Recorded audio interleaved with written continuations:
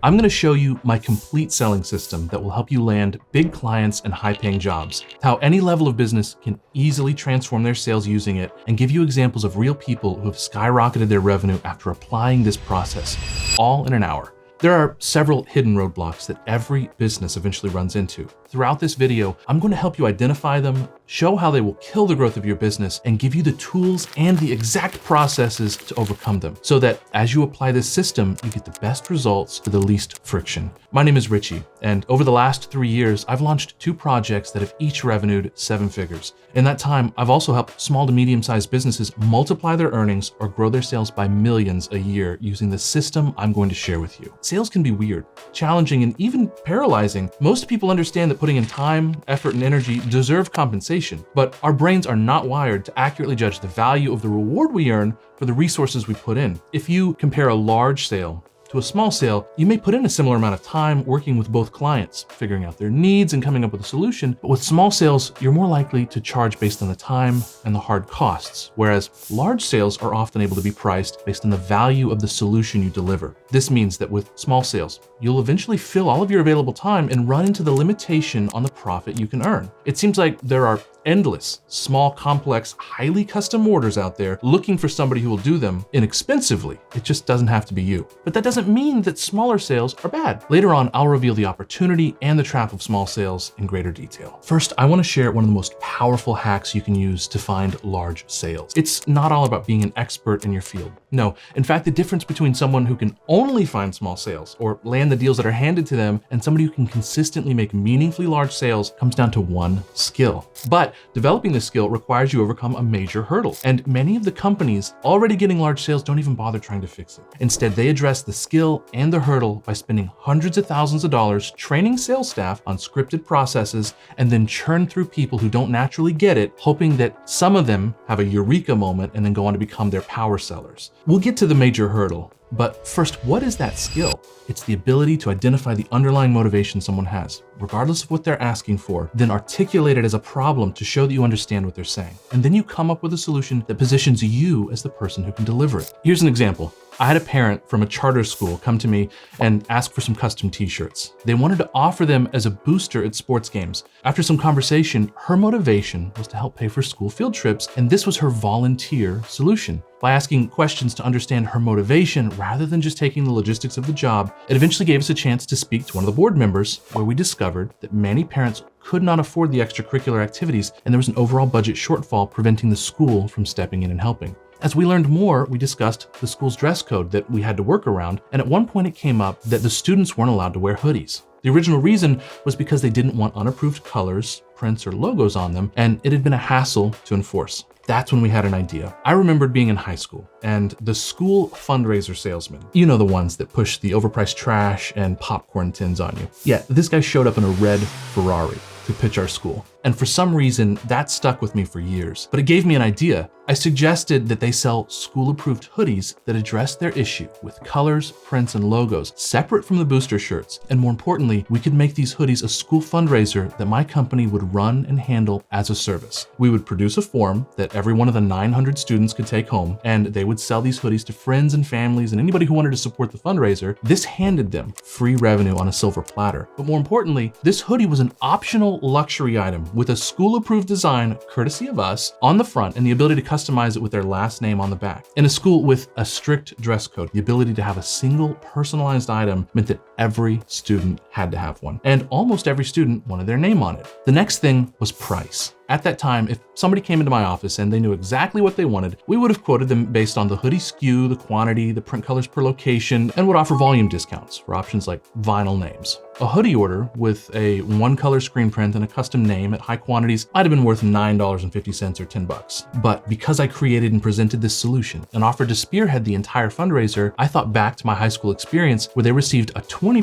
kickback, and I offered $5 per hoodie as a cut to the school on a $20 hoodie, or a 25% 5% kickback, and we would keep 100% of the $5 name personalization for anyone that opted for it. By reframing this from a custom apparel order to a bespoke school fundraiser, they saw this as a generous cut relative to the fundraiser industry. The first year, we did nearly 4,000 hoodies, earned the school close to $20,000, and had a gross profit over $55,000 from the hoodie portion, and still did the booster shirts. If I'd have just left it alone and took the order that walked in our front door, I would have made around $576 profit for 144 shirts at most, with no clue I was leaving the potential for 100 times more profit on the table. And they would have landed far short of their fundraising needs to make sure that every student could participate in field trips. I did not spend 100 times more time or resources on this order, far from it. Because we created a custom solution, each subsequent year, they came back to us. It required minimal logistics because the groundwork had already been laid. Every lead that you meet has a motivation. Simon Sinek would call this the why behind their behavior. And in many cases, they will have a need that you can solve. If you can discover that need and provide a solution, both you and they will walk away with value. But to find those opportunities, what questions do you ask? We'll get to that shortly. First, let's talk about that major hurdle that can stop you before you ever start to develop this skill.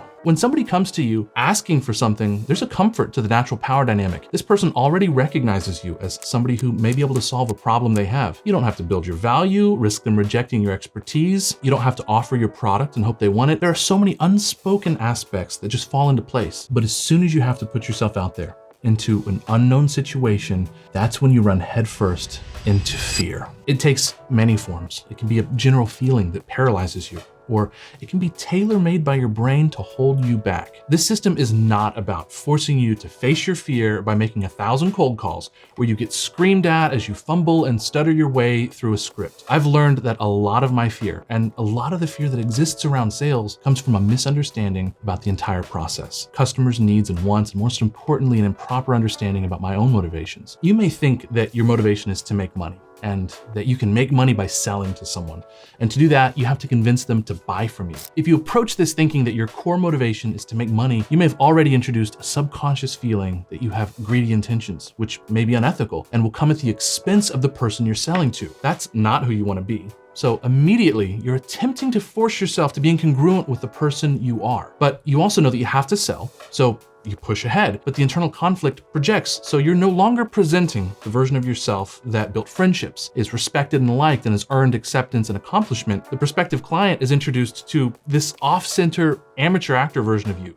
Dealing with this internal conflict about your own motivations, worried that you'll be found out and rejected, trying to convince them to buy something they may not even want. Depending on how much tolerance someone has for this kind of self-torture, a few get through this and sometimes become the stereotypical timeshare and used car salespeople everyone hates. People who have come to terms with their unethical motivations and developed a character around themselves to successfully sell anyways. Without the realization I'm going to share, far more people will quit or shrink back into the leads that come to them and stay small, or divert their energy into getting better leads through marketing and building a reputation. While the last one is great, the results will always be worse if you don't properly address the underlying cause of fear. This is not a new problem. 2,500 years ago, this concept was understood well enough that Sun Tzu wrote about it in The Art of War. If you know the enemy and you know yourself, you need not fear the result of 100 battles. If you know yourself but not the enemy, for every victory gained, you'll also suffer a defeat. If you know neither the enemy nor yourself, you will succumb in every battle. Even though this was written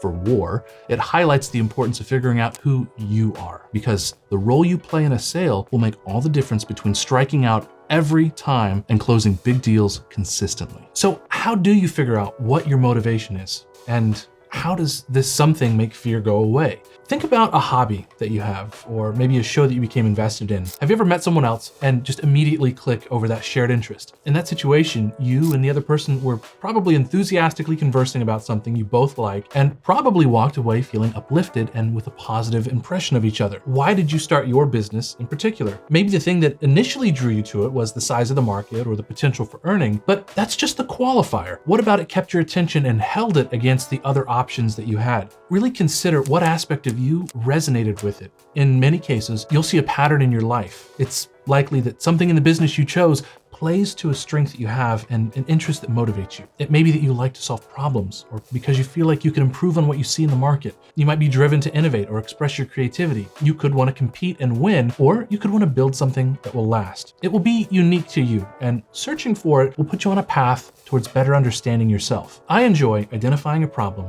coming up with a solution, and then rising to the challenge of delivering on my promise. It's the thing I can get up every day for the rest of my life and enjoy and feel fulfilled doing. Focused through the lens of entrepreneurship. As you explore what your motivation is, consider how it will add value to the people you do business with. Keep this in mind because it'll be important for another roadblock you'll run into later. Once you figure out what your strengths and motivations are and the value they add, next you must understand why your product or service exists, how it solves a problem, and what it is. All in that order. When you can answer these questions in a few sentences, that's when you know yourself and your business. The difference may not make sense at first, but consider it this way. Imagine somebody walked into a screen printer shop. The conversation strikes up and the customer asks what they sell. The screen printer tells them that they do screen printing, embroidery, etc. Next, they move on to how they have an automatic screen printing press and that it increases the turnaround time and decreases the price, how they use eco-friendly inks and are a local business. And the conversation will then unfold down a relatively boring product-focused path, likely landing on technical details like price and turnaround time as the deciding factor.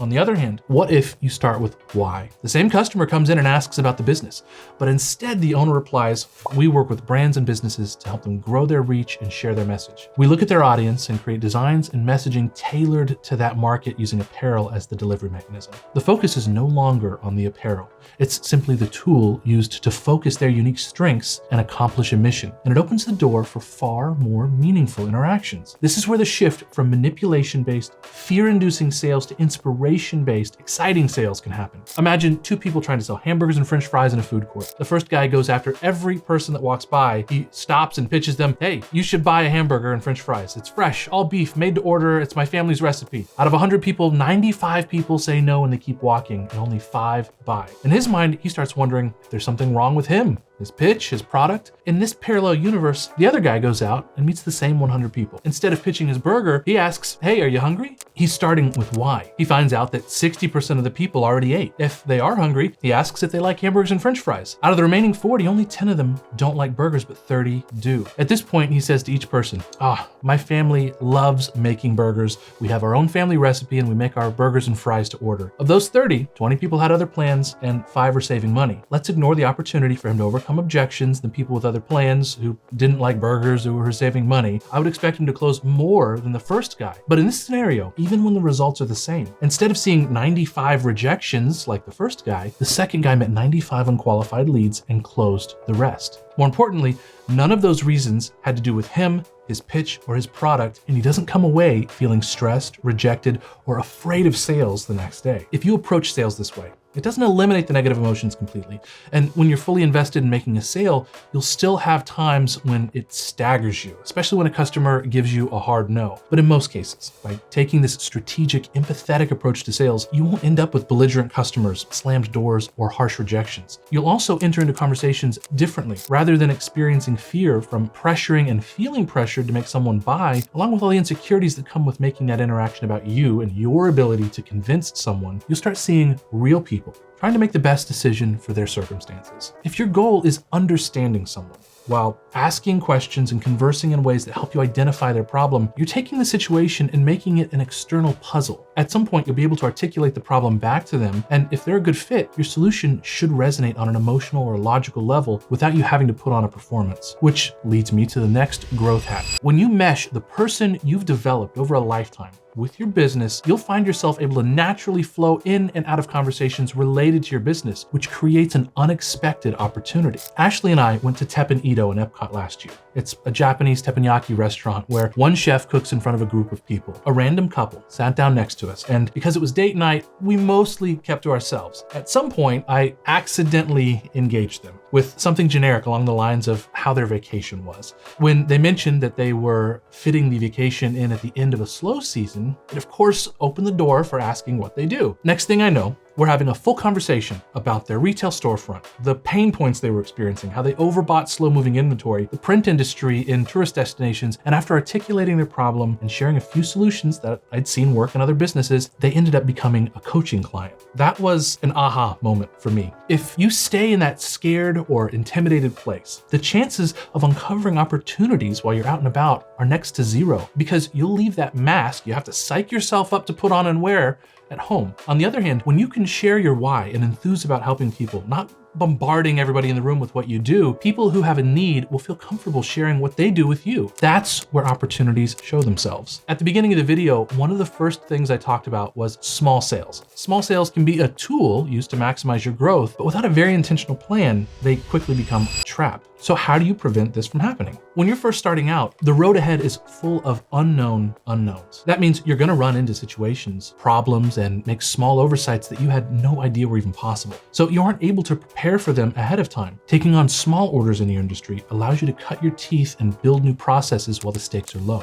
One of the first large embroidery orders my former business partner took on was a 12,000-piece custom hat order. A large company was gearing up to increase their presence in a city near us. The connection was made a year before they put their name on a pro sports team arena, and at just the right time to pick them up as a massive client during this ramp up, or so they thought. During the sales process, several cap manufacturers were evaluated and samples were produced as a courtesy for the decision maker. The designer used the physical samples to create mock-ups based on each variation of hat. The model of hat was finally chosen, and it came from a vendor my partner had never worked with before. The hats were ordered, embroidered, and delivered, and they looked great, except the distressing from the prototype hat and the mock-up modeled on that prototype were not exactly the same across all 12,000 hats. Some had more, some had less, and in some cases, completely different distressing and completely different distressing locations. Many customers might have just accepted the variable distressing as something to be expected, and if the team had worked with this vendor before, they might have even known that each hat was unique, but this customer was not warned, and they were definitely not accepting. The resulting delay, the required replacement of several hundred hats, and the manual distressing of well over 10,000 hats with fraying tools soured the interaction and cost the entire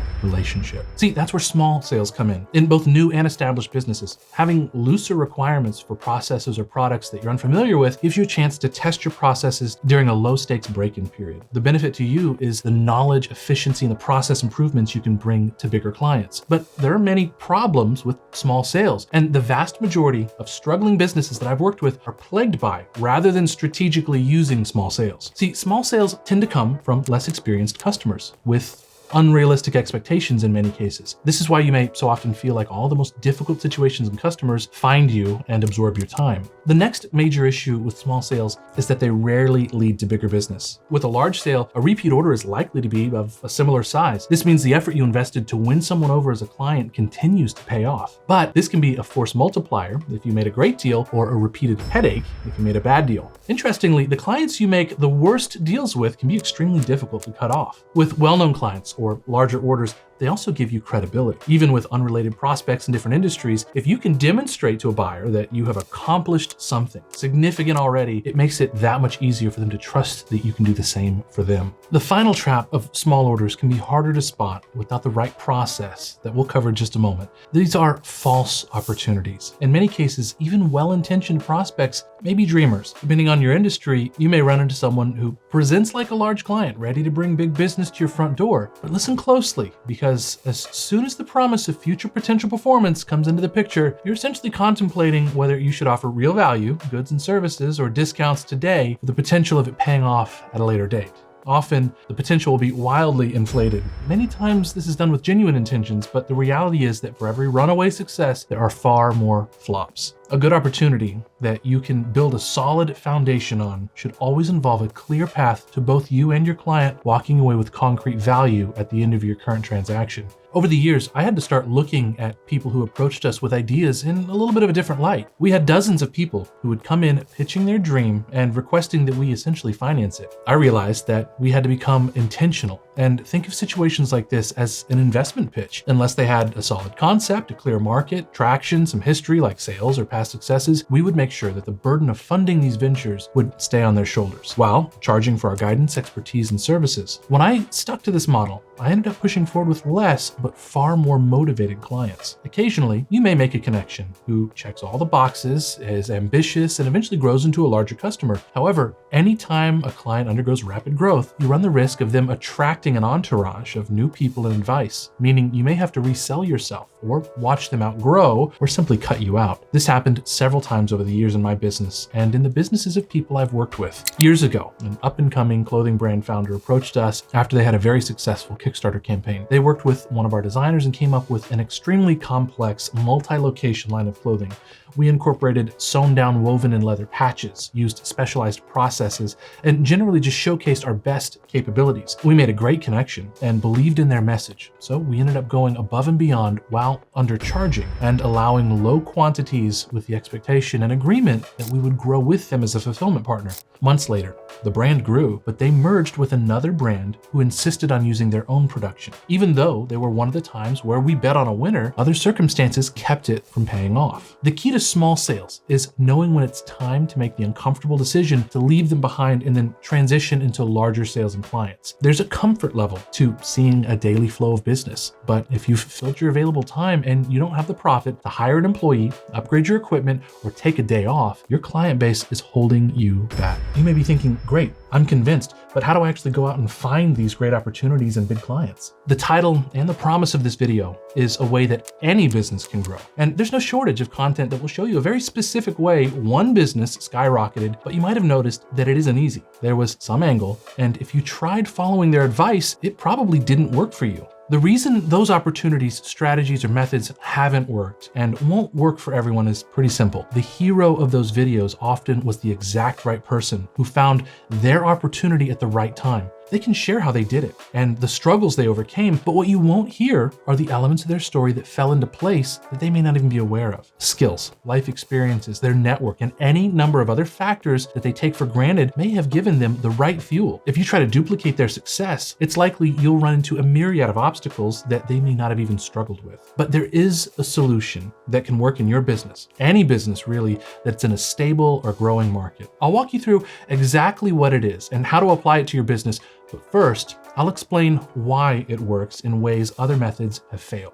At the beginning of the pandemic, I remember the first several weeks, any customer that hadn't put down a deposit canceled or paused their order. But soon afterwards, the lockdown fueled an explosion of online retail activity. In late April, a month and a few weeks into the pandemic, a person joined the Brands and Empires Discord server and in the middle of the night asked for someone who could fulfill 500 to 600 shirts per day. The next morning, I checked in on the channel and to my surprise, no one, not a single person had replied to this person's message publicly. In one of our private invite-only channels, I asked if any one of them had reached out. Everyone just assumed that it was a scam and ignored it. So I messaged the person. They explained that they had an online retail store that had been growing for the past 9 to 10 months. And over that time, they had developed their website, their funnel, and their Facebook ads. After the pandemic hit, they had a custom matching mommy and baby outfit that took off like a rocket. Their problem was that the majority of print-on-demand companies were completely overwhelmed, dealing with high demand combined with a reduced staff. And as Mother's Day approached, the delivery date was getting dangerously close, but the sales were hitting hundreds a day, so they didn't want to turn the faucet off. There were some odd details that raised some flags, but I moved forward carefully, offering to create a sample for them to take a look at, but I required them to pay up front.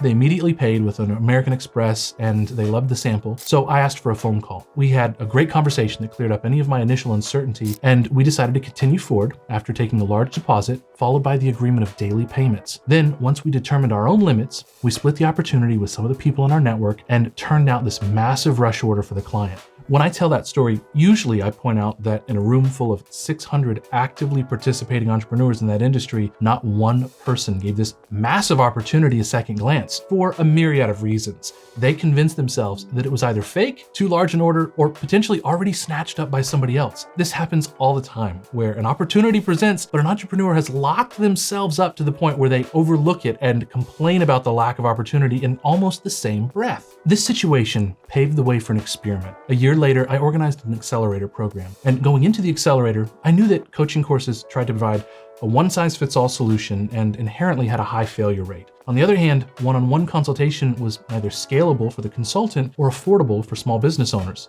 I felt like a small group setting could address the common issues generally while having enough time to focus on individuals specifically and seemed ideal. So we went into the program with a hand-picked group of people. The goal was to help them grow their sales by following the blueprint we learned from the Mother's Day experience. We had the entire playbook that the store used to make $600,000 a month, lined up a series of experts, including that very entrepreneur, to speak to the group, and I would lead each session using my own experience scaling an online retail business. I was so certain that it would work that I even advised a veteran friend of mine who had just lost his job and relied on dual incomes to support his family of 5 to hold off on going back to college under the GI Bill so that he could go through this accelerator with me.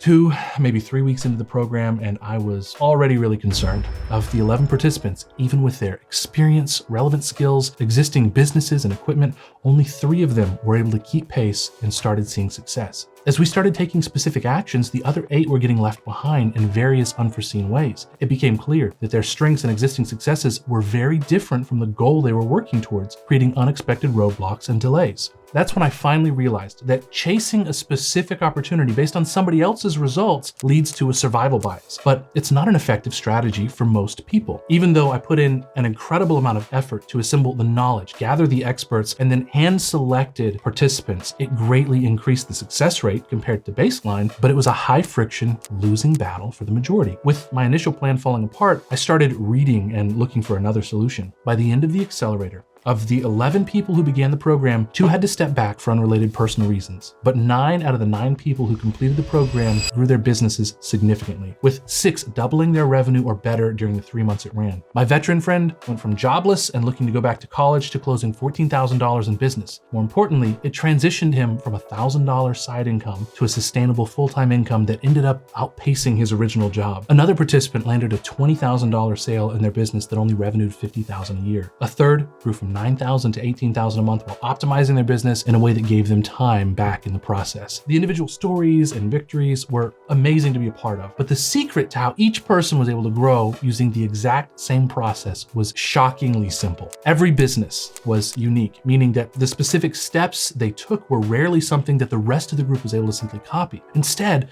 the process of finding these opportunities came down to just 4 steps. If you've made it to this point in the video, this is the secret process that can completely change your life. Create a simple goal for a specific immediate action. Be accountable for completing the actions by a deadline that you set. Each goal should take between a day and a week at most. Once you've completed your goal, take time to reflect on the results and then think or talk through what you did, how it turned out, what was the same, what was different from your expectations, and evaluate whether your actions moved you towards your success or not. Finally, exercise the agility that comes with small business based on the past 3 steps. Take the knowledge you gained from the experience and decide whether you should repeat your past goal, make adjustments using new information, or pivot entirely. When making a pivot, you'll repeat step 1, either by testing another idea you have or pursue an opportunity that you spotted by taking action. Let's talk about a specific example. The participant who had been earning $50,000 a year wanted more sales. Early on in the process, very little was known about each participant. 5 to 10 minutes twice a week is really just not enough dedicated time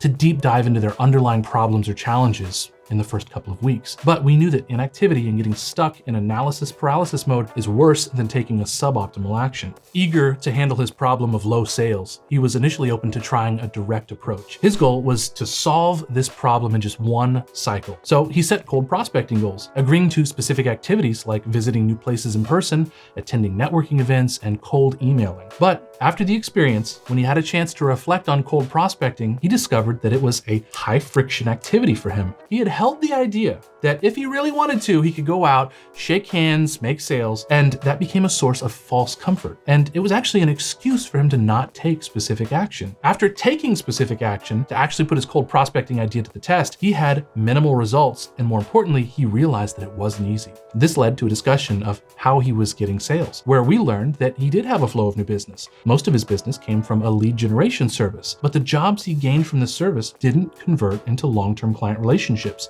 The customers were either infrequent purchasers or maintained loyalty to the service for future jobs rather than him. This created a unique situation where he had a constant flow of new business, but the year-over-year revenue was flat. The biggest problem wasn't finding leads or closing sales. he wasn't converting buyers into clients. The idea that he had another option for sales possibly contributed to him undervaluing the need to build relationships and provide solutions. So he pivoted from trying to establish new methods of getting leads and sales to customer retention. To do that, he laid out a multi-step plan to create goals around establishing and reaching out to a list of customers. He organized his list based on who should be contacted first. Anyone who had placed a large order, bought more than once, or stood out in some way, followed by older and smaller orders. After putting the list together, he reflected on the process rather than just pushing forward with a series of actions. The great thing about maintaining consistent, intentional action is the freedom to take a pause rather than sprint through a dozen activities out of fear that you'll get paralyzed again. As he considered the names on the list, he realized that he had just been taking orders rather than exploring the buyer's needs and looking for a solution. He also didn't make it clear the range of capabilities he had available.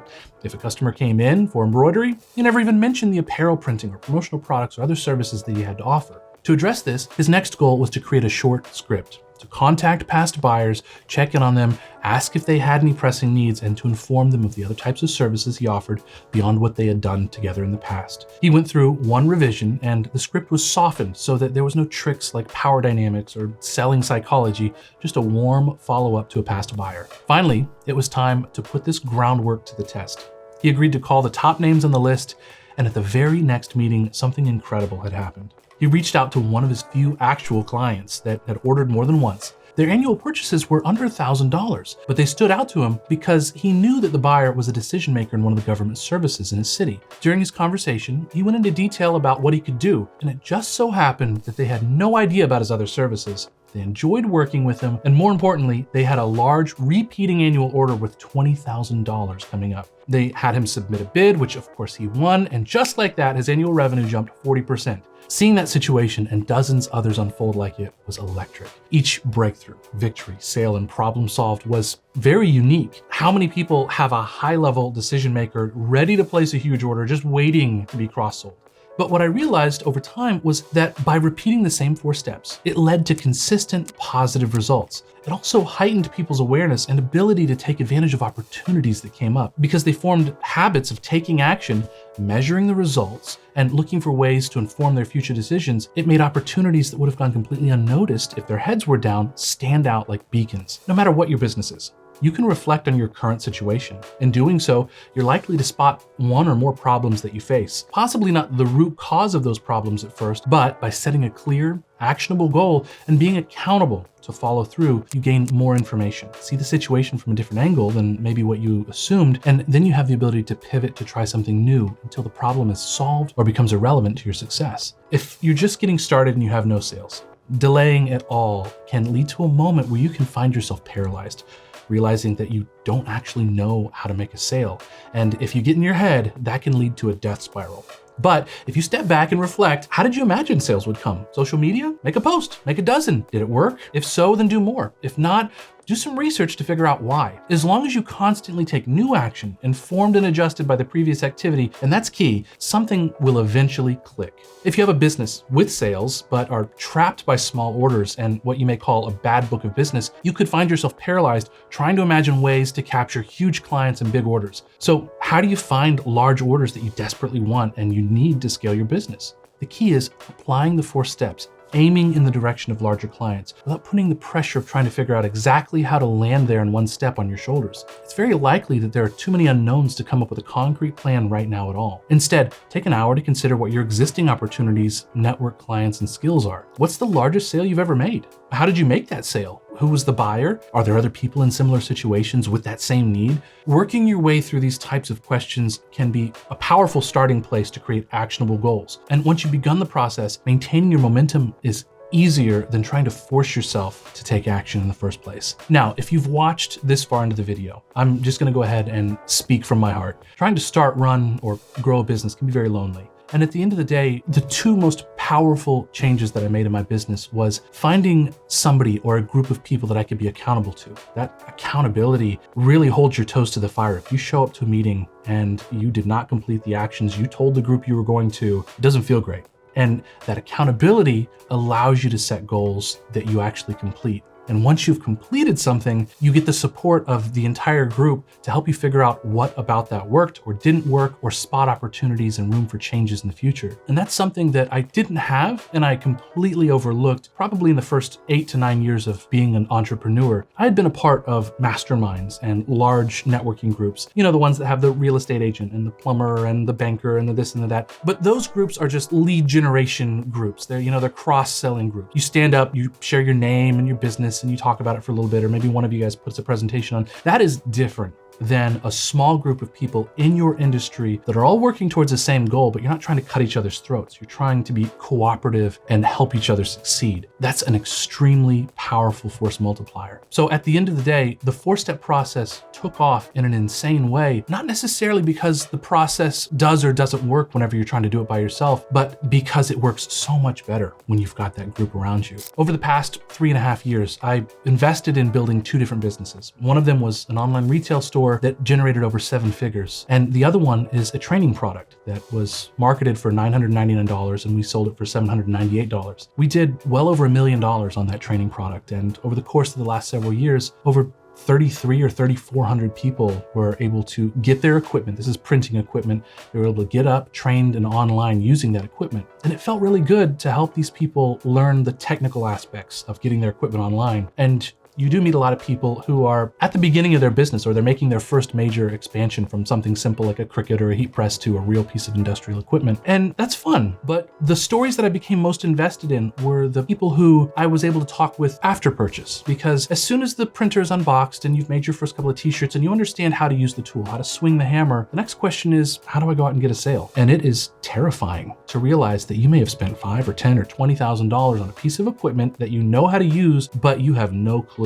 how to get a sale for it. Or you start taking in small sales, 5, 10, 20, 30 bucks, and your time is blitzed and you're only getting $7 or $8 an hour for the huge investment you just put in. These are all fears that come up all the time. And you may be experiencing some level of this, whether you've sold a lot or you've sold a little. At some point you run smack into an obstacle that you've never experienced before and you get locked. And the Growth Accelerator is an opportunity for you to surround yourself with like-minded people who help keep you moving forward. When you might get locked up on a Tuesday, that's okay, because you're gonna be showing up to a meeting that evening. You can talk about the situation, you can unblock the pipes, you can set an action, you can get back out there and do something, and you never have enough downtime to just get stuck in your head. It happens to people who are ADHD, who they get paralyzed, they wanna analyze the right thing to do, and you just really go down the rabbit hole of researching. Then you come up for air 2 weeks later and you've researched a ton, but you still don't know what to do, and then it's harder to take action. So that being said, it's been on my mind now for over 2.5 years since we ran the last Growth Accelerator that I really want to get back out,